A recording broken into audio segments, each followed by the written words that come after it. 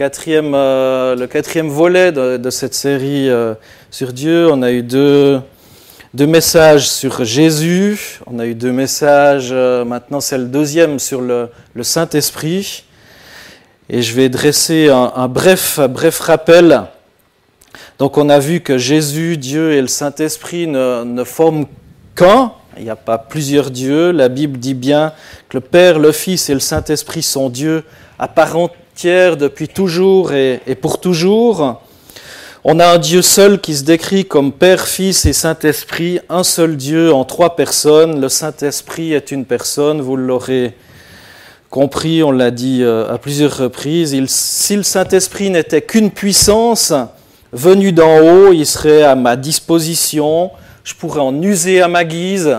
Ce serait un petit peu comme un objet dont je me sers, je prends, et en quelque sorte, je serais le chef du Saint-Esprit, alors qu'il en est tout autre. Si le Saint-Esprit est une personne, si l'Esprit est pleinement Dieu, eh bien ça change tout. C'est moi qui suis à la disposition du Saint-Esprit. Et ça veut dire que je ne peux pas séparer l'un de l'autre. Dieu est Dieu dans sa globalité. Il n'y a pas un courant, quelque chose, une partie de Dieu dont je peux me servir, mais je me mets à la disposition de Dieu, je me mets à la disposition de l'Esprit, et Dieu agit par sa personne, par son Esprit dans nos vies. La parole faite chair, la parole Christ va aussi avec l'Esprit. L'Esprit rend gloire au Fils, voilà. Donc, Dieu est lié, Père, Fils et Saint-Esprit. Je suis appelé à aimer, à obéir à Dieu en toutes choses. Je reçois dans mon cœur son Esprit, non pas seulement une bénédiction, mais véritablement la présence de Dieu. La présence du Dieu Tout-Puissant par l'Esprit dans ma vie, dans mon cœur. Et on va voir aujourd'hui, eh bien, c'est affiché. Et je l'avais déjà annoncé, donc la suite, c'est pas au niveau des ministères, etc., ou autres, mais vraiment définir encore un peu plus qui est le Saint-Esprit au travers des symboles dont il se définit, dont il est défini dans la Bible, et aussi, eh bien, les dons.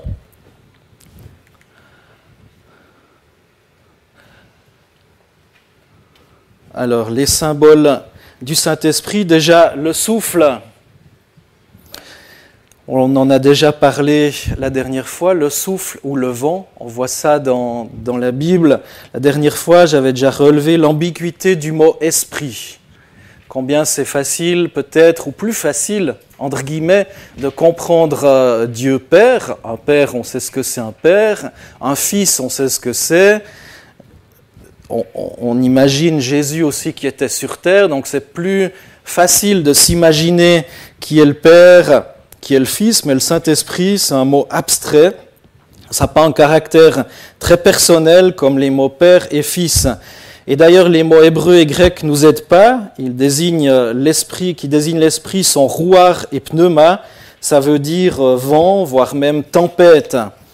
Et l'Esprit est pour l'homme aussi le souffle, c'est pourquoi mourir, eh bien c'est aussi expirer ou rendre l'esprit. Donc cela, je l'avais déjà cité la dernière fois, quand j'avais donné ce premier volet sur le Saint-Esprit. Donc Dieu communique à l'homme.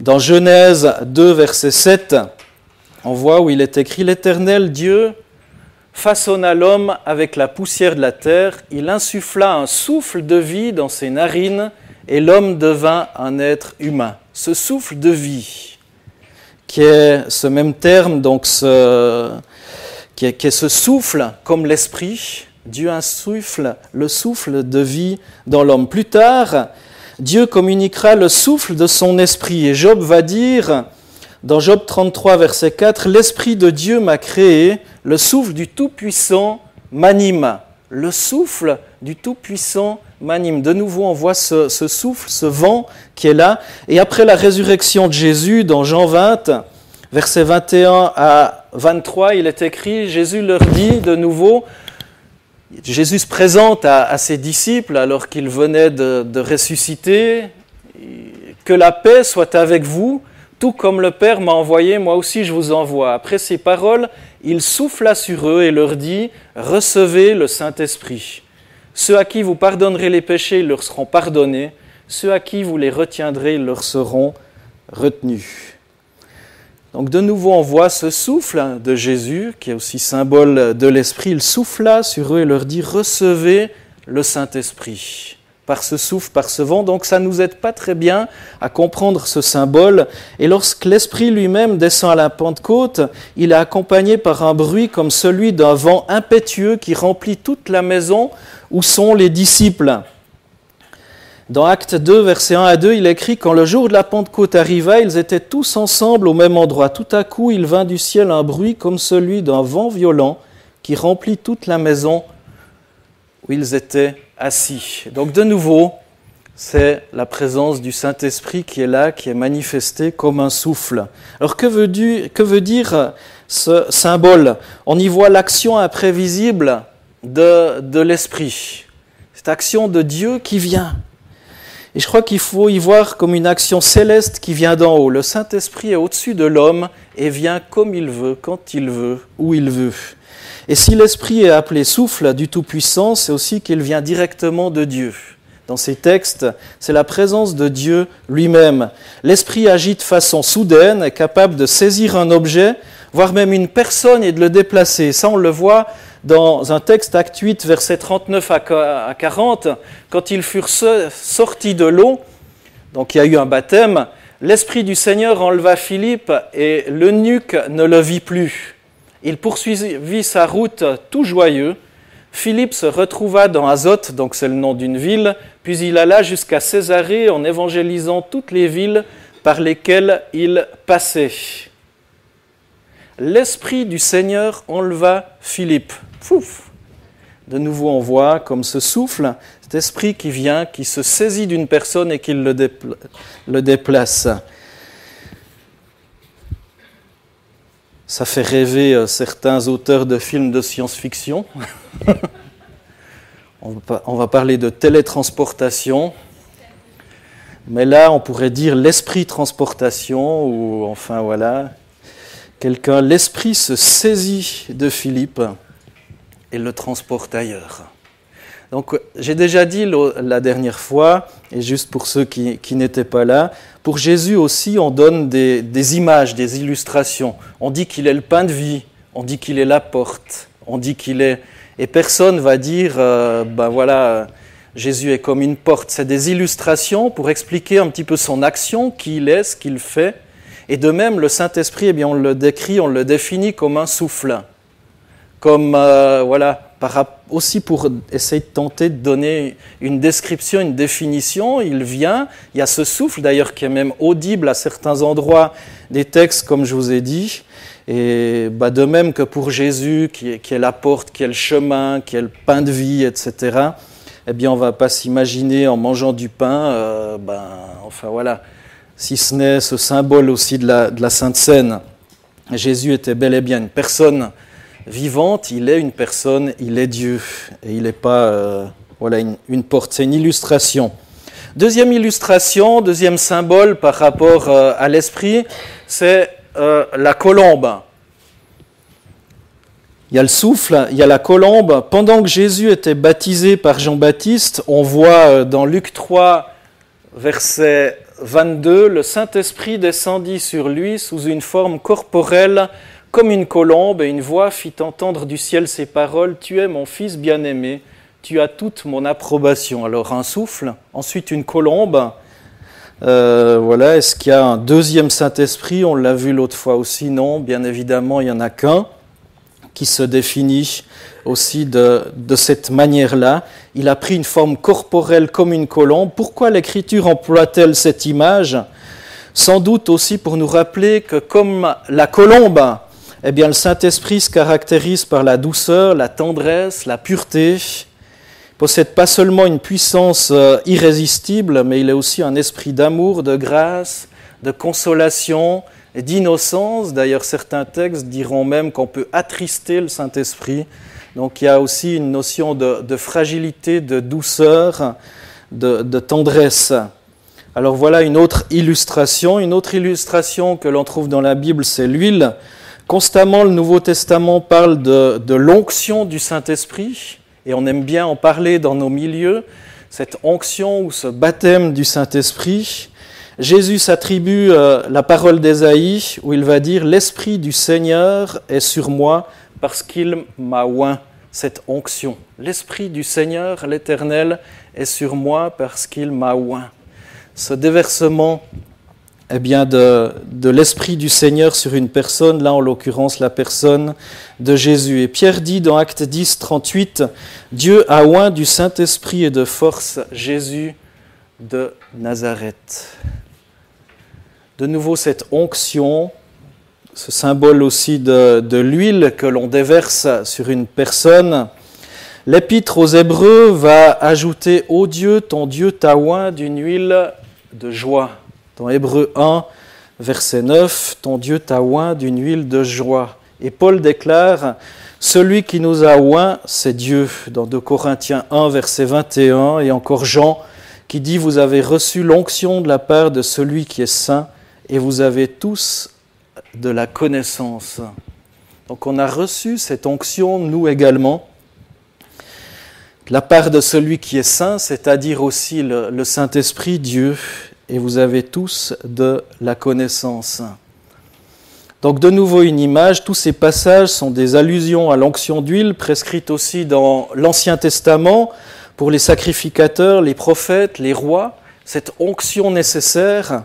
Le Saint-Esprit est donc l'onction indispensable au ministère. On voit ça dans Actes 1, verset 8. Vous recevrez une puissance survenant sur vous et vous serez capable d'aller, d'apporter, d'annoncer. Et on a besoin de cette onction, d'être rempli du Saint-Esprit afin de pouvoir aller, afin de pouvoir transmettre, afin de pouvoir communiquer. L'huile mise si soigneusement dans leurs lampes aussi par les vierges sages, vous connaissez l'histoire des vierges folles et des vierges sages, cette huile aussi qui représente l'esprit sans lequel nul n'est à Christ, cet esprit aussi qui nous illumine, qui nous éclaire. Jésus est la lumière du monde, donc là encore on voit que l'esprit, l'huile, Jésus sont liés, sont attachés l'un à l'autre.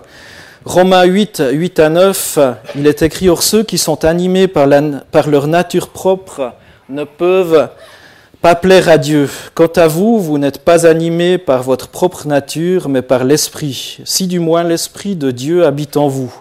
Si quelqu'un n'a pas l'Esprit de Christ, il ne lui appartient pas. » Si on est juste animé par notre propre nature, on ne peut pas plaire à Dieu.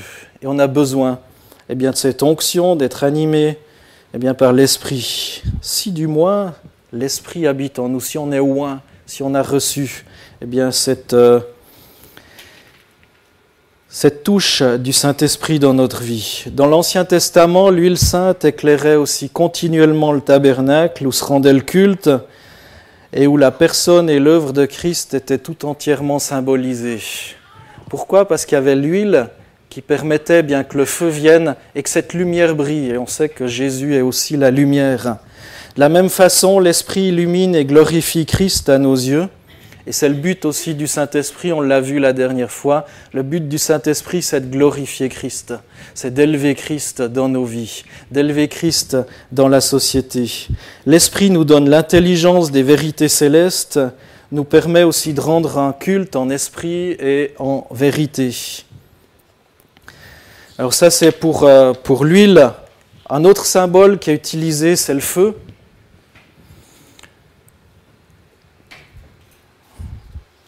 Là, c'est peut-être un symbole qu'on a de la peine à expliquer, baptisé d'esprit et de feu. Voilà.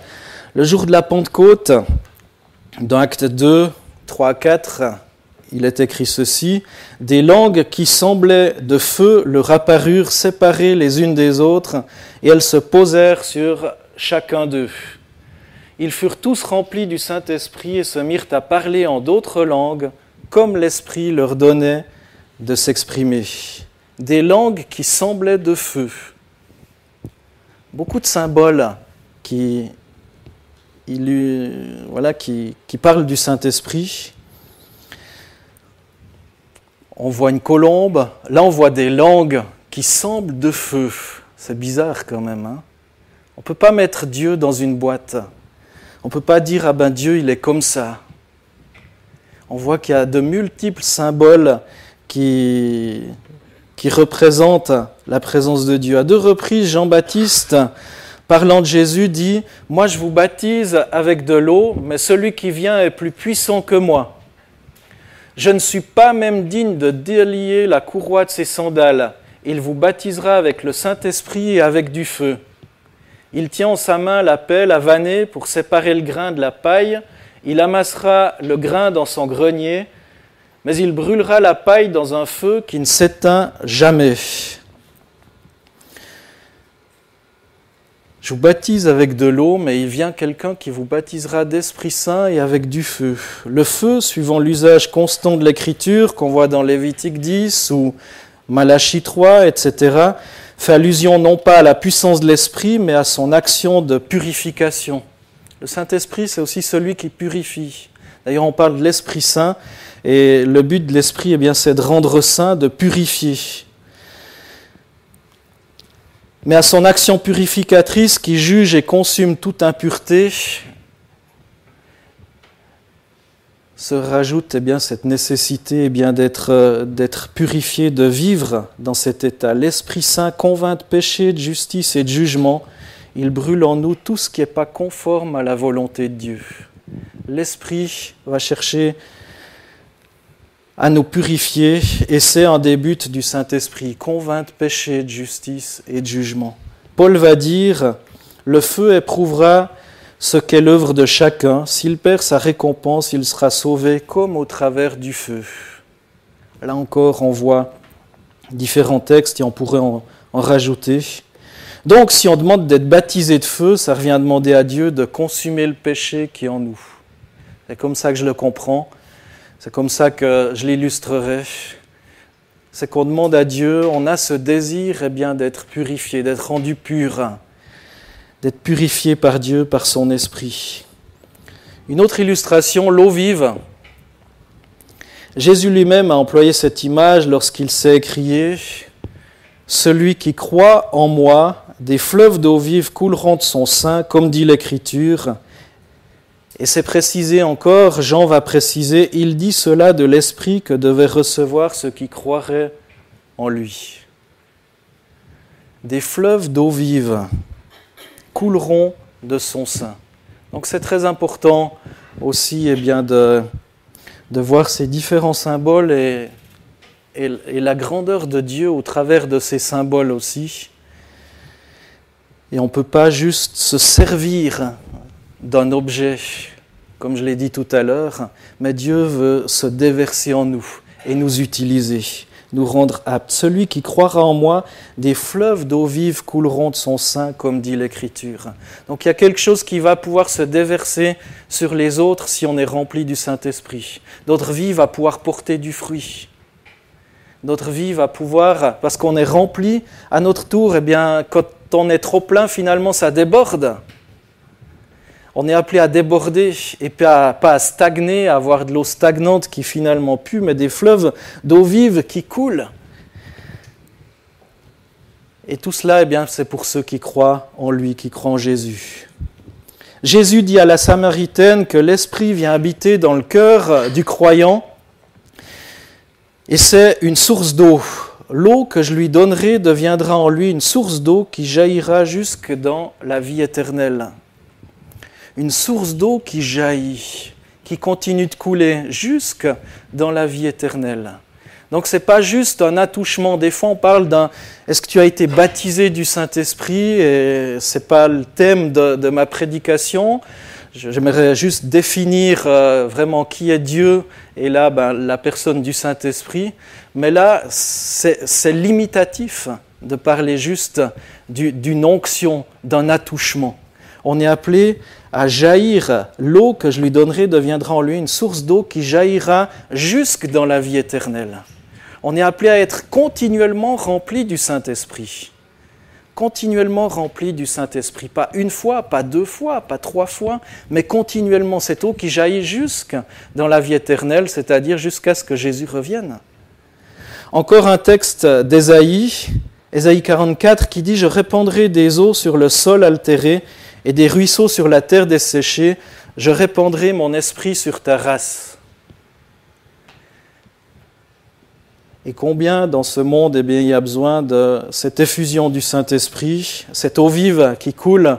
Je répandrai des eaux sur le sol altéré et des ruisseaux sur la terre desséchée. On a prié tout à l'heure pour des choses absolument abominables et combien, eh bien Seigneur, vraiment révèle-toi, déverse ces torrents, déverse cette eau vive sur cette terre desséchée. Que le Seigneur fasse grâce.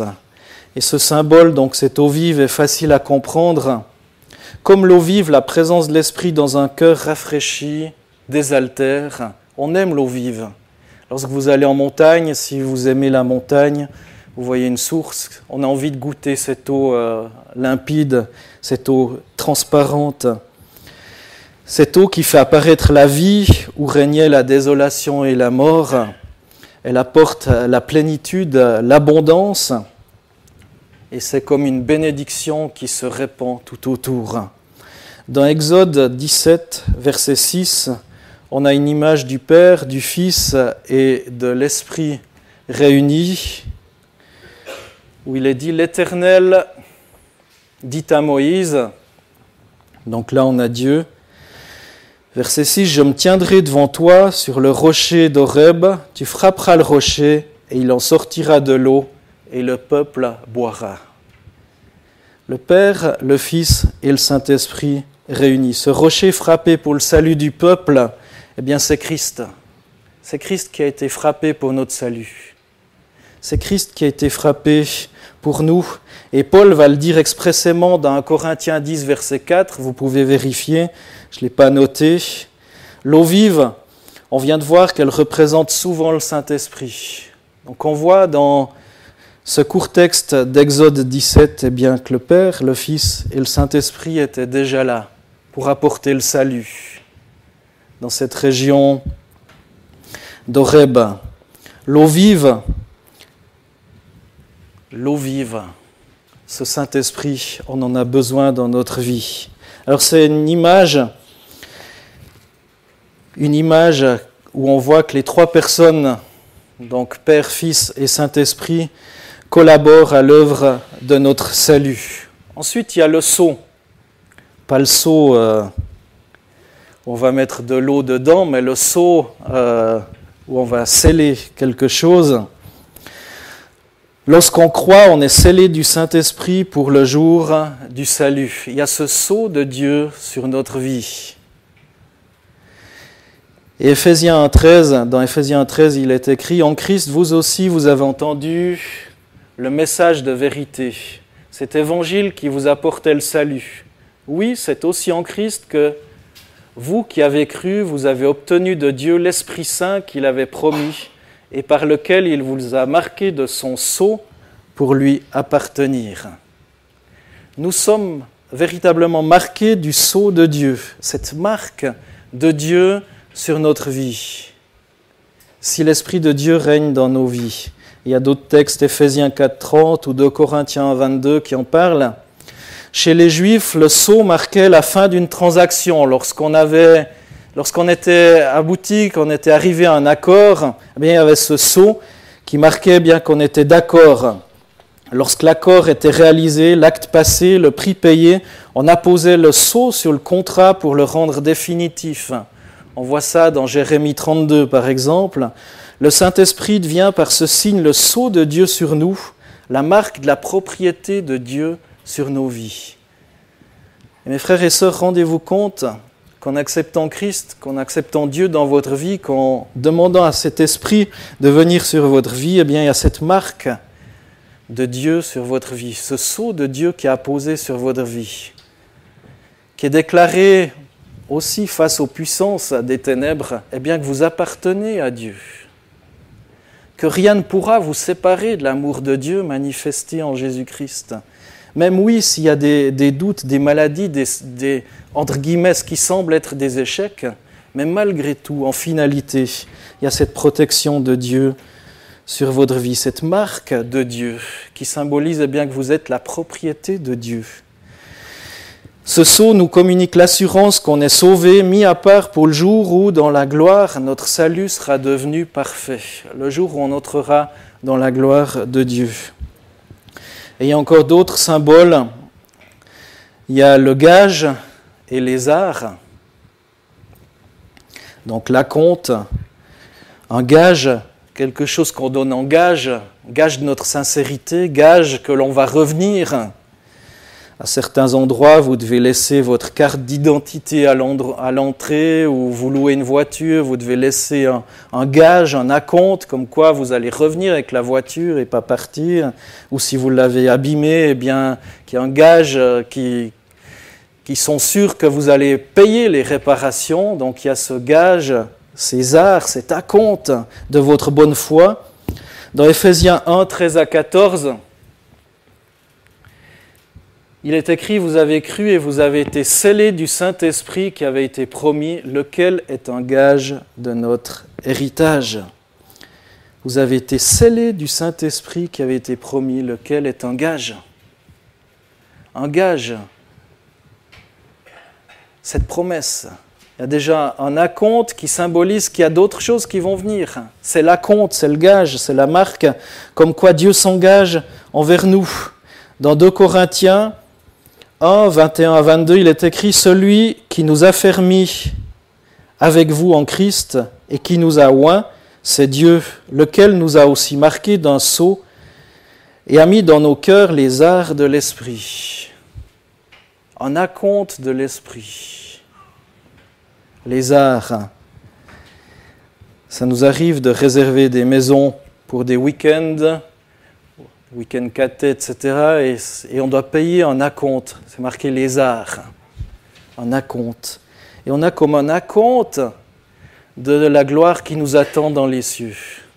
Ce sera largement meilleur, largement plus beau, ce qui nous attend. Donc 2 images qui nous font comprendre que le don actuel du Saint-Esprit est cette garantie, en quelque sorte le premier acompte de notre salut final. Et si on a reçu l'Esprit, eh bien on peut s'appuyer dès maintenant sur une merveilleuse certitude, sauter de joie en pensant au moment où on sera effectivement rempli de toute la plénitude de Dieu. C'est déjà un acompte, mais ça sera tellement mieux au ciel. Alors voilà pour les symboles. Un deuxième volet de ce message de ce matin que j'aimerais vous apporter, eh bien, c'est l'œuvre du Saint-Esprit en Jésus. J'ai déjà parlé de Jésus. J'aimerais revenir sur ce lien qui unit Christ, ces liens qui unissent Christ et l'Esprit, qui montrent eh bien, vraiment l'unité du Saint-Esprit en Jésus. Jésus-Christ a été assisté par l'Esprit au travers de toute sa carrière ici-bas. Et on le voit, Christ est né du Saint-Esprit, Christ a été oint du Saint-Esprit, Christ a été scellé du Saint-Esprit, etc. Donc Christ est né du Saint-Esprit déjà. On l'a vu dans mon étude sur Jésus, que l'ange Gabriel annonce à Marie que le fils qu'elle aura sera conçu du Saint-Esprit, dans Luc 1, verset 35. Donc il y a déjà ce lien entre Jésus et le Saint-Esprit. Dieu fait savoir à Joseph que l'enfant que Marie porte vient du Saint-Esprit. On voit ça dans Matthieu 1, verset 20. Et c'est pour ça que Jésus est à la fois homme et Dieu en même temps. Et sans cette vérité, eh bien, l'Évangile s'écroulerait pour une grande part. L'humanité de Jésus et aussi sa divinité sont indispensables à notre salut. Et si on enlève, eh bien ça, il y a pas mal de choses qui s'écroulent. Donc Christ est né du Saint-Esprit. On voit ce lien, cette attache, la même racine. Christ a été oint du Saint-Esprit. Jésus va le dire en citant le texte d'Ésaïe 61, verset 1. « L'Esprit du Seigneur est sur moi parce qu'il m'a oint pour annoncer une bonne nouvelle aux pauvres. » Donc c'est déjà prophétisé par Ésaïe, Jésus va leur citer dans les évangiles, « L'Esprit du Seigneur est sur moi parce qu'il m'a oint pour annoncer une bonne nouvelle aux pauvres. » Jésus est oint du Saint-Esprit. Donc Jésus ne pouvait pas se passer du Saint-Esprit. Dans Acte 10, c'est aussi écrit que Dieu a oint d'Esprit Saint et de puissance Jésus de Nazareth qui allait de lieu en lieu en faisant le bien, en guérissant tous ceux qui étaient sous l'oppression du diable, car Dieu était avec lui. Et beaucoup d'autres textes de l'Ancien Testament, du Nouveau Testament en parlent encore. Troisième chose qu'on voit dans ce lien, si ça veut bien venir, que Christ a été scellé du Saint-Esprit. Jésus dit de lui-même « Travaillez non pour la nourriture périssable, mais pour celle qui subsiste pour la vie éternelle, celle que le Fils de l'homme vous donnera, car c'est lui que le Père Dieu lui-même a marqué de son sceau. » Jésus a ce sceau du Saint-Esprit sur sa vie. On voit encore que le Saint-Esprit habitait en Jésus-Christ.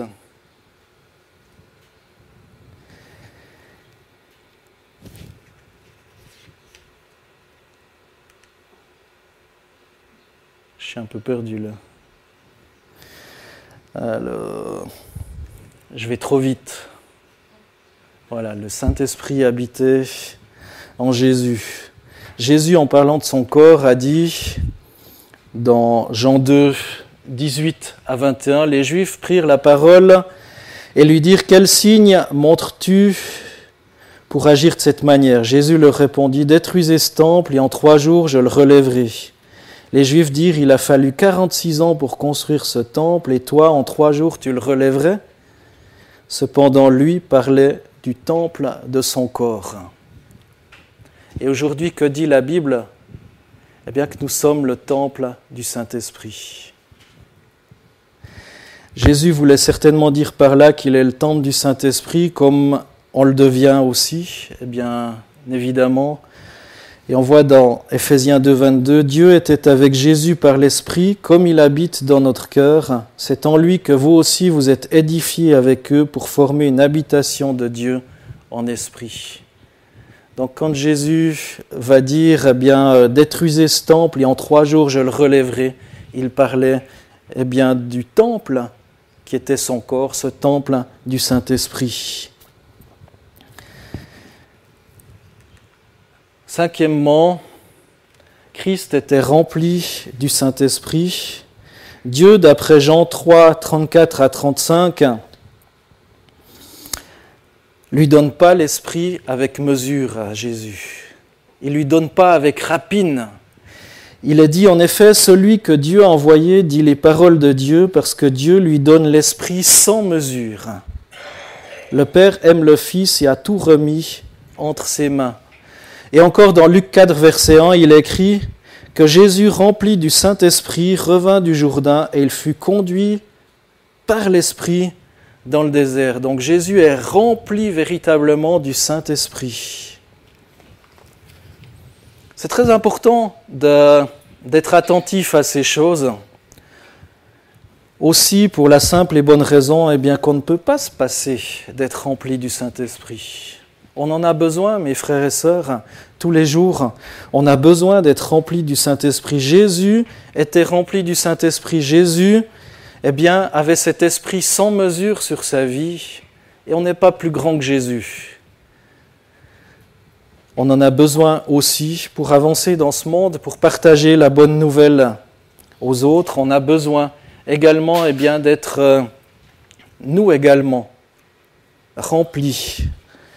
Et que des fleuves d'eau vive débordent de nos vies. Sixièmement, Christ était revêtu de la puissance de l'Esprit. Il est écrit dans Luc 4, 14, « Jésus, revêtu de la puissance de l'Esprit, retourna en Galilée et sa réputation gagna toute la région. » Jésus va dire encore dans Matthieu 12, 28, « Mais si c'est par l'Esprit de Dieu que je chasse les démons, alors le royaume de Dieu est venu jusqu'à vous. » Ce n'est pas par ses paroles seulement qu'il chasse les démons, mais Jésus va dire « C'est par l'Esprit de Dieu que je chasse les démons. » Intéressant d'être attentif à ça. Souvent on lit ces choses, on y prend peu garde, voire pas garde.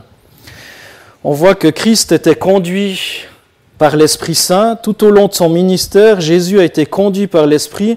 Par exemple, il a été conduit par l'Esprit dans le désert. Dans Luc 4, versets 1 à 2, il a dit « Jésus, rempli du Saint-Esprit, revint du Jourdain. Il fut conduit par l'Esprit dans le désert, où il fut tenté par le diable pendant 40 jours. Il ne mangea rien durant ces jours-là. Quand cette période fut passée, il eut faim. » Donc Jésus, tout rempli du Saint-Esprit qu'il était, a été conduit à aller quelque part, là en l'occurrence dans le désert.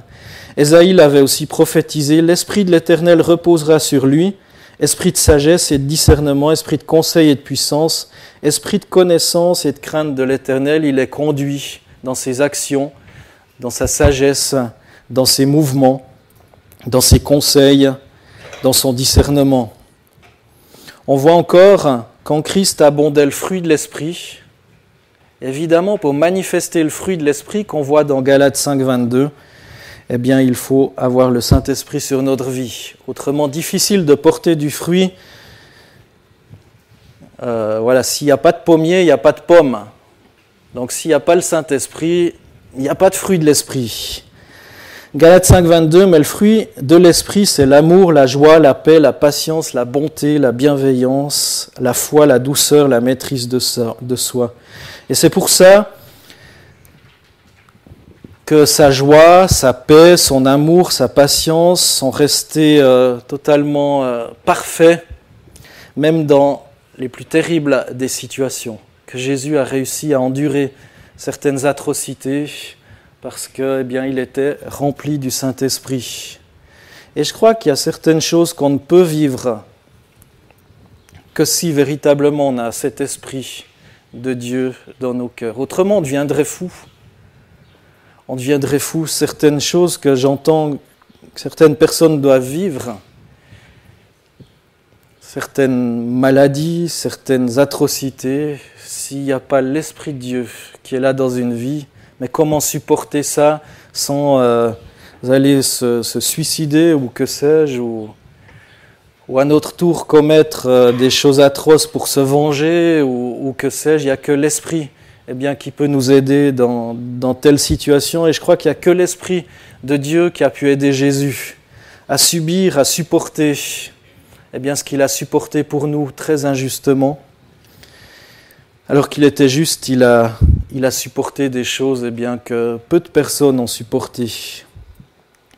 On voit encore que c'est par l'Esprit que Christ s'est offert en sacrifice. Dans Hébreux 9, 14, c'est écrit « Christ, qui s'est offert lui-même à Dieu par l'Esprit éternel comme une victime sans défaut, purifiera d'autant plus votre conscience des œuvres mortes, afin que vous serviez le Dieu vivant. » Christ qui s'est offert lui-même par l'Esprit. Là encore, il y a des précisions qui sont données et que j'aime relever ce matin. Christ s'est offert lui-même à Dieu par l'Esprit. Toute l'aide du Saint-Esprit lui a été nécessaire pour aller jusqu'au bout. Il n'était pas seul. Et nous aussi, on doit se rendre compte qu'on ne doit pas rester seul dans certaines situations. Oui, on a les frères et sœurs. Oui, on peut avoir l'assistance de certaines personnes. Mais combien plus l'Esprit de Dieu, l'Esprit de Christ sont nécessaires dans nos vies. Et pour finir, on voit que Christ est ressuscité aussi par l'Esprit. Dans Romains 8, verset 11, il est écrit « Et si l'Esprit de celui qui a ressuscité Jésus habite en vous, celui qui a ressuscité Christ rendra aussi la vie à votre corps mortel par son Esprit qui habite en vous. » Donc voilà, toutes des promesses, toutes des paroles qui nous parlent de ce lien entre Jésus, Dieu et l'Esprit. Alors en conclusion, on voit que dès avant sa naissance et jusqu'après sa mort, Jésus ne pouvait pas se passer de l'assistance et de la puissance de l'Esprit. Il ne pouvait pas s'en passer. Jésus, dans son incomparable grandeur, a choisi de ne pas passer un seul jour sans le secours du Saint-Esprit. Alors comment est-ce qu'on pourrait, nous payer le luxe de nous passer du Saint-Esprit dans notre vie chrétienne, cette plénitude, cette présence de l'Esprit? Jésus s'est dit à de multiples reprises j'en ai donné quelques exemples, eh bien, avait cette présence, cette plénitude de l'Esprit en lui. Christ est né de l'Esprit, il a été oint, scellé par l'Esprit qui habitait en lui et le remplissait. En lui abondait le fruit de l'Esprit, il était revêtu de sa puissance et conduit par lui. Et c'est par l'Esprit que Jésus s'est offert à la croix pour nos péchés et qu'il est ressuscité. Alors prenons conscience de l'importance du Saint-Esprit dans nos vies. Je ne crois pas que ces textes sont juste donnés comme ça par hasard ou que c'est un style littéraire. Jean va dire dans 1 Jean 2, verset 6, « Celui qui affirme demeurer en Christ doit aussi vivre comme il a lui-même vécu. » Et on a à suivre l'exemple de Jésus. Et j'aime bien revenir à Jésus pour terminer cet enseignement sur le Saint-Esprit. On doit naître de nouveau par l'Esprit, recevoir son onction, son sceau. Alors je suis conscient que, en tout cas je l'espère, que la plupart d'entre vous, vous êtes passés par cette nouvelle naissance. Vous avez ce sceau du Saint-Esprit sur vos vies. Et si pour quelques personnes dans cette salle, ce n'est pas encore le cas, dites-vous que c'est le moment de le faire. C'est possible pour vous aussi d'accepter Christ dans votre vie comme Seigneur et Sauveur et de recevoir cette onction, ce sceau du Saint-Esprit sur vos vies. Il veut habiter en nous, l'Esprit, nous remplir, nous revêtir de puissance, produire en nous son fruit, nous conduire pas après pas. Et c'est aussi par lui qu'on doit offrir nos corps comme un sacrifice vivant, saint, agréable à Dieu. Et l'apôtre Paul va dire que ça sera de votre part un culte raisonnable. C'est aussi par le Saint-Esprit que finalement on va ressusciter, qu'on va parvenir dans cette présence glorieuse de Dieu. Alors réfléchissons bien à ça, qu'on ne se passe jamais de cette plénitude du Saint-Esprit. Si vous avez l'impression qu'il vous manque encore quelque chose dans votre vie, demandez à Dieu. Demandez à Dieu qui, dans sa générosité, vous accordera certainement d'être revêtu de cette puissance d'en haut, d'être ressourcé, d'être renouvelé. Si vous avez l'impression que votre vie, c'est comme un terrain sec, desséché, réclamez cette eau vive qui va venir avec douceur, irriguer la terre que vous êtes, afin qu'à votre tour, vous puissiez porter du fruit et vous déverser sur d'autres personnes. Prions.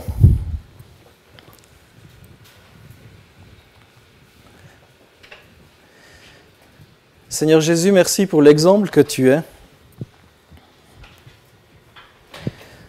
Seigneur, au travers de ces 10 points que j'ai cités, où on voit combien tu étais lié à l'Esprit, combien l'Esprit de Dieu t'animait, combien tu étais oint. Seigneur, tu nous montres une fois de plus l'importance de l'Esprit, l'importance de la présence de Dieu en nous, manifestée. Seigneur, remplis-nous, purifie-nous aussi, que ce feu du Saint-Esprit vienne sur nos vies, purifier toutes les impuretés, les scories, tout ce qui n'est pas à ta gloire, Dieu Tout-Puissant. Saint-Esprit, je confesse mon besoin de ta présence dans ma vie. Et Seigneur, je veux vraiment invoquer ta présence sur nous tous, ici ce matin réunis, sur ton Église, aussi toutes les personnes qui sont en vacances ou absentes pour d'autres raisons. Seigneur, tu les remplis de ton esprit, tu leur manifestes ta grâce et ta bonté. Et Seigneur, que dans cette Église, il y ait comme des fleuves d'eau vive qui puissent couler et jaillir au dehors aussi sur celles et ceux qui en ont besoin. Merci Seigneur pour ta présence. Au nom de Jésus. Amen.